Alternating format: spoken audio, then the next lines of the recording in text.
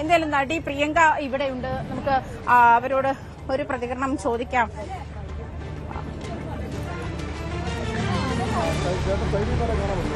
ഹരി, അവര് ഫോട്ടോ സെഷനുമായിട്ടുള്ള തിരക്കിലാണെങ്കിൽ നമുക്ക് അതിലേക്ക് തിരിച്ചു പോകാം. എന്നിരുന്നാലും മറ്റു കാര്യങ്ങൾ പറയാതെ വയ്യ. നേരത്തെ സൂചിപ്പിച്ച പോലെ തൃശൂർ ജനതയും തിരുവനന്തപുരം ജനതയും NDA വിശ്വാസത്തിലെടുത്തു. ഇനി മുഴുവൻ കേരളവും NDA വിശ്വാസത്തിലെടുക്കാൻ പോവുകയാണ് എന്നുള്ള വിശ്വാസം തന്നെയാണ് പ്രധാനമന്ത്രി മുന്നോട്ട് വെച്ചത്. ഗൾഫ് സംഘർഷത്തിൽ ഇന്ത്യക്കാരുടെ ആശങ്കകൾക്കിടയിലും കോൺഗ്രസും അത് രാഷ്ട്രീയം കളിക്കുകയാണ് ചെയ്തത് എന്നുള്ളതാണ് പ്രധാനമായിട്ടും. ചേച്ചി കണ്ടോ പ്രധാനമന്ത്രിയെ? കണ്ടോ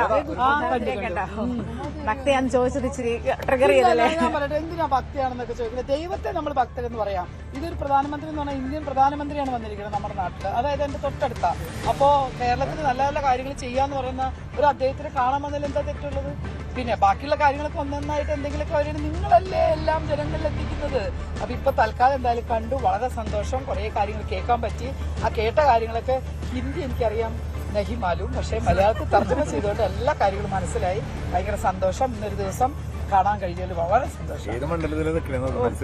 ഇനി അതാണ് എല്ലാവർക്കും പൊളിറ്റിക്സ് ചേച്ചിയുടെ രാഷ്ട്രീയം കൂടി ചോദിച്ചിരുന്നു ആ സമയത്ത്. അങ്ങനെ നിലപാടുകളെല്ലാം വ്യക്തമാക്കാനുണ്ടോ? അങ്ങനെ ഒന്നും പറയാറായിട്ടില്ല.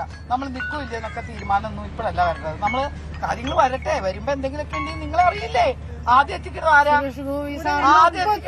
നിങ്ങളാണ്. എന്നെയാണെങ്കിലും എല്ലാ കാര്യങ്ങളും ചെയ്യണത് നിങ്ങളുടെ കൂടെയാണ് റീച്ച് മുഴുവൻ കിട്ടുന്നത്. അപ്പൊ ആദ്യം നിങ്ങളാണ് അറിയുള്ളൂ. അപ്പൊ എന്തെങ്കിലും കാര്യം ഞാൻ വിളിച്ചു പറയും. ഈ ഒരു വരവ് എന്ന് പറയുകയാണെങ്കിൽ എന്റെ തൊട്ടടുത്ത് ഇത്രയും ജനങ്ങളുള്ള സ്ഥലങ്ങളിൽ വന്ന് നമ്മൾ കാണാന്ന് പറയുന്നത് വലിയൊരു കാര്യമായിട്ട് ഞാൻ കാണുന്നു. Okay, thank you.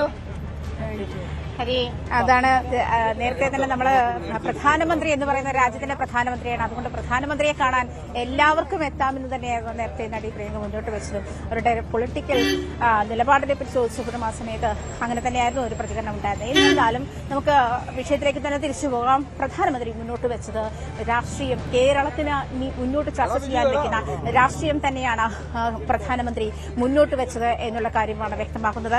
ഈ ഹരി സൂചിപ്പിച്ചതുപോലെ വികസന പ്രഖ്യാപനങ്ങൾ 10,800 കോടി രൂപയുടെ വികസന പ്രഖ്യാപനങ്ങളും പദ്ധതികളും ഒക്കെ പ്രഖ്യാപിക്കുകയും ഉദ്ഘാടനം ചെയ്യുകയും ഒക്കെ കഴിഞ്ഞെങ്കിലും പ്രധാനമായും മുന്നോട്ട് വെക്കാനുണ്ടായിരുന്നത് കേരളത്തിന് ഇനി NDAയുടെ കയ്യിൽ കേരളത്തെ ഏൽപ്പിച്ചാൽ എന്ത് സംഭവിക്കുമെന്നുള്ളതാണ്. അത് യുവജനങ്ങളെ പറ്റി പറയുന്നുണ്ട്. യുവജനങ്ങളെ ഇത്രകാലം എല്ലാ LDFും UDF എല്ലാ മുന്നണികളും യുവജനങ്ങളെ പറ്റിക്കുകയായിരുന്നു. പ്രത്യേകിച്ചും ഡ്രോൺ എന്താണെന്ന് പോലും വ്യക്തമായി അറിയാത്ത യുവജനങ്ങളാണ് നമുക്കുള്ളത്.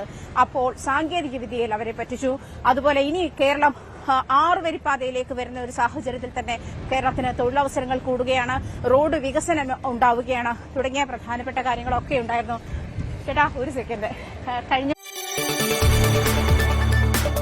കൂടുതൽ വാർത്തകൾക്ക് News 18 Keralam YouTube channel subscribe ചെയ്യുക.